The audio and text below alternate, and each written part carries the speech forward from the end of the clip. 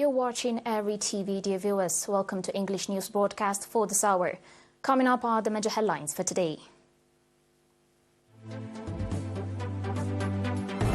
Encouragement provided to outstanding students in the Central Region. School material support to disadvantaged students in Barantu subzone. India train crash kills 13 and injures dozens. And multiple mass shootings in the U.S. over Halloween weekend.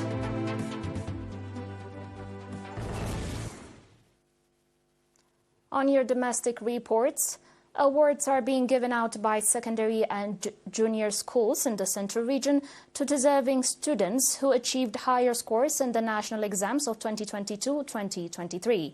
Mbahara Secondary School handed out awards to 41 outstanding students. The awardees are members of the 35th round of the national service. The goal of the award, which is the first of its kind in the school, according to Mr. Burhane Anania, director of the school, was to inspire fellow students and encourage the recipients to put in a lot of effort in their college study. Speaking at the event, Mr. Girmay Andrew, the head of the education office in Northeast Asmara, urged the recipients to be competitive students in their future academic pursuits, saying that the encouraging results will significantly contribute to more effort to produce competitive students. In related news, Erat, Godaif and Isran Arba'atan Gunbot junior schools in Asmara provided awards to outstanding students that scored higher points in the 2022 and 2023 8th grade national examination.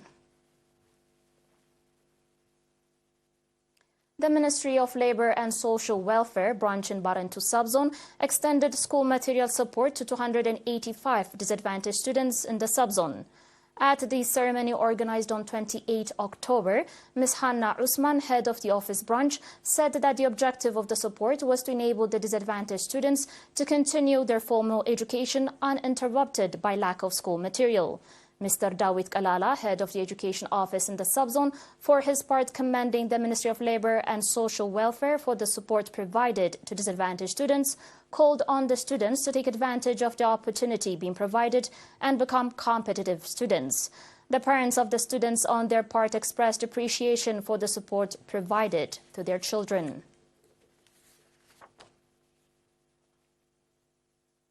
On your last local report, seminar on treatment of citizens with intellectual and developmental disabilities was provided in the subzones of Mai'aini and Asab. At the seminar provided to parents and foster families in Mai'aini subzone, extensive briefing was provided regarding proper treatment of citizens with intellectual and developmental disabilities. Ms. Uqba Hurui, chairperson of the National Association of Intellectual and Development Disability branch in the Southern Region, said that there are 78 intellectually and developmentally disabled citizens in the subzone, and effort is being exerted to provide them with the necessary support. Similarly, seminar with a view to develop the understanding of the public on intellectual and developmental disabilities was conducted in the port city of Asab. At the seminar, Mr. Tasfai Takhle, chairman of the association branch in Asab subzone, provided briefing on the mission and objective of the association and called on the public to strengthen participation and contribution in the effort to provide nationals with intellectual and developmental disability in their daily lives. The participants of the seminar expressed readiness to play due part in the effort. Dear viewers, we'll take a short break, but coming up will be international news and more. Just stay tuned.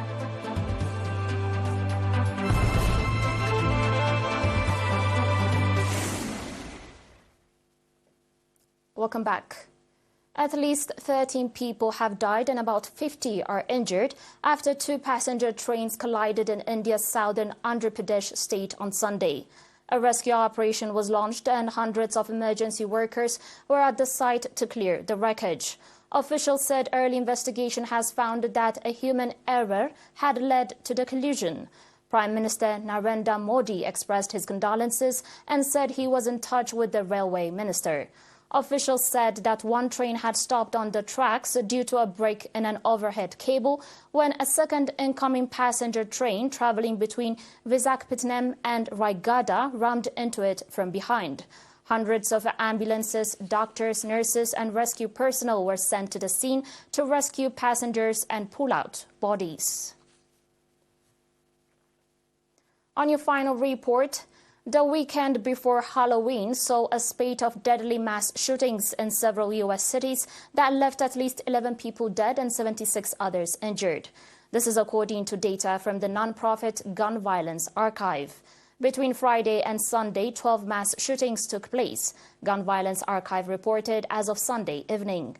The Gun Violence Archive defines mass shootings as when at least 4 people are injured or killed, excluding the shooter.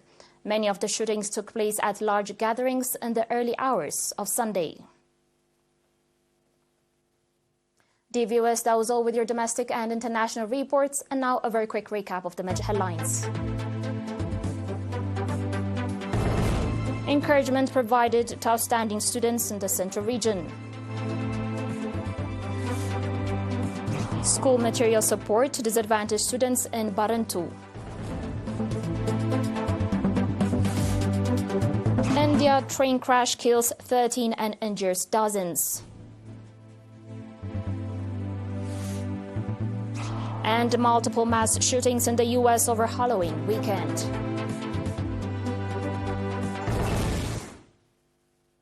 Dear viewers, that was it for today. Thanks for watching and enjoy the remaining of our programs.